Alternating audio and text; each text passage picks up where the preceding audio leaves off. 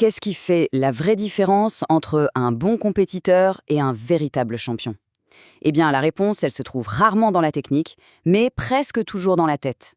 Aujourd'hui, que ce soit aux échecs, en affaires ou dans le sport, on va décortiquer ensemble les stratégies d'un maître pour gagner cette bataille décisive, celle qui se joue dans notre esprit. Et cette citation du monde des échecs, elle résume tout parfaitement, non? Ça s'applique à n'importe quel défi où il y a de l'enjeu. La clé, ce n'est pas juste ce qu'on sait, mais notre capacité à rester solide, à garder l'esprit clair quand tout s'accélère. On attaque avec la première grande idée, le vrai jeu, il est mental. En fait, une fois que les compétences techniques sont là, bien maîtrisées, c'est la préparation mentale qui devient l'avantage absolument décisif. Réfléchissons-y une seconde. Que ce soit sur un échiquier, dans une salle de réunion hyper importante, ou sur un terrain de sport, quand deux adversaires de même niveau s'affrontent, qui gagne? C'est celui qui gère le mieux son état interne. L'échiquier, au fond, c'est juste une métaphore pour n'importe quelle situation à haute pression.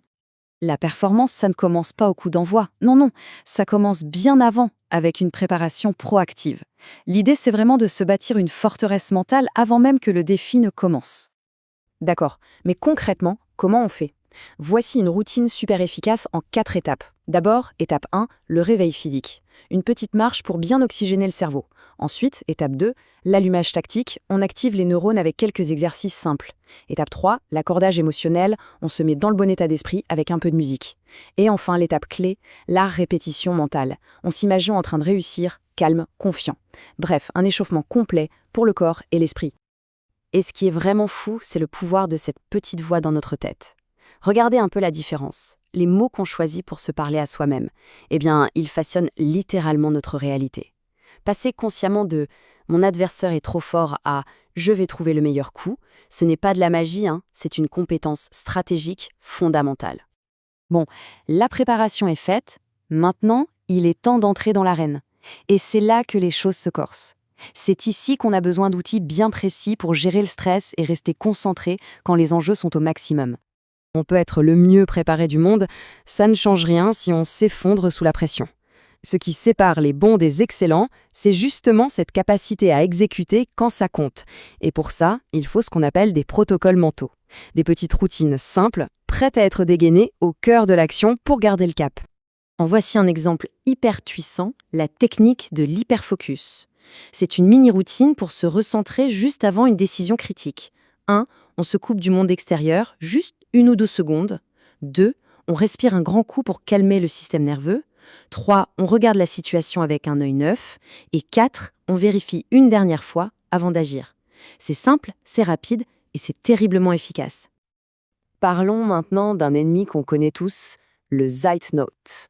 C'est un terme qui vient des échecs, mais tout le monde a déjà vécu ça. C'est la panique de la deadline, ce moment où le temps file et où notre cerveau a l'impression de se bloquer. C'est un pic de stress intense. Alors, comment on combat ce Zeitnote? Avec une technique qui a fait ses preuves scientifiquement, la cohérence cardiaque. C'est tout simple. En 30 secondes à peine, cet exercice de respiration calme le système nerveux et nous permet de reprendre le contrôle. C'est vraiment une encre au milieu de la tempête, un outil à garder précieusement dans sa boîte à outils mentale. D'accord, on a des outils pour gérer la pression, mais voilà, personne n'est parfait. L'erreur, elle est inévitable. La vraie question, ce n'est pas comment ne pas en faire, mais plutôt comment on y réagit pour ne pas sombrer. Et c'est là que tout se joue. Le secret, ce n'est pas de nier l'émotion, comme la frustration. C'est de l'accueillir, mais brièvement. On l'accepte, on respire un bon coup et on la laisse partir pour se reconcentrer immédiatement sur le présent. Une fois le calme revenu, on peut analyser la nouvelle situation froidement. C'est ce protocole qui empêche une simple erreur de se transformer en défaite totale.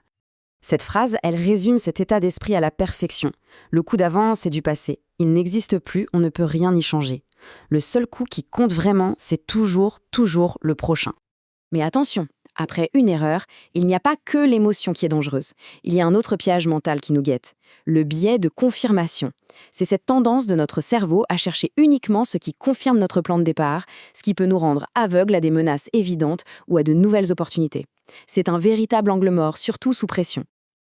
Bon, la partie est finie, mais le travail, lui, n'est pas terminé.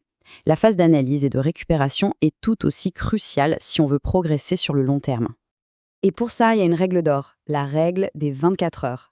Analyser une défaite à chaud, c'est la meilleure façon de se laisser submerger par l'émotion et de ne rien apprendre. Le fait d'attendre au moins une journée permet de séparer les faits des sentiments. Et c'est comme ça qu'on transforme une défaite en une leçon vraiment précieuse. Et puis, pour tenir la distance, il faut gérer la fatigue mentale. C'est un aspect souvent négligé, mais c'est absolument essentiel. Le sommeil, ce n'est pas négociable. La déconnexion doit être active. Une marche, un livre, mais loin des écrans. Et bien sûr, il faut s'assurer que le cerveau a le bon carburant pour fonctionner. C'est un marathon, pas un sprint. Au final, ce qu'il faut retenir de tout ça, c'est quelque chose de simple mais de vraiment puissant. La force mentale, ce n'est pas un don du ciel réservé à quelques élus. Non, ce sont des outils, des techniques, des protocoles que tout le monde peut apprendre, pratiquer et maîtriser. Ce sont des compétences qui s'entraînent. Du coup, la question finale, elle reste ouverte. Toutes ces stratégies, elles s'appliquent bien au-delà de l'échiquier.